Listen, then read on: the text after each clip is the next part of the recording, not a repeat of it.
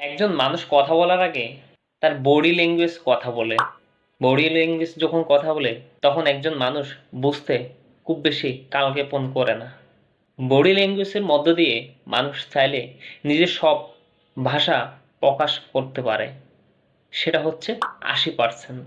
আর 20% আমাদের কি কথা বলতেছি এবং কি তথ্য দিচ্ছি, কি ইনফরমেশন দিচ্ছি, এই বিষয়ের উপর ডিপেন্ড করে।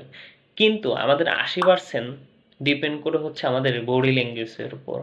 যেমন আমরা যদি হচ্ছে বাইরের দেশে যাই, আমরা অনেক সময় তাদের দেশীয় ভাষা হচ্ছে আমরা জানি না। সেক্ষেত্রে আমরা কিন্তু হচ্ছে বডি ল্যাঙ্গুয়েজের মধ্য দিয়ে তাদেরকে হচ্ছে বোঝাই।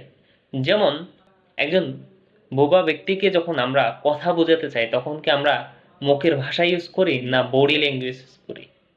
ডেফিনেটলি বডি ল্যাঙ্গুয়েজ ইউজ করি। তাহলে হচ্ছে আমরা কথা বলার আগে আমাদের বডি ল্যাঙ্গুয়েজ কথা বলে।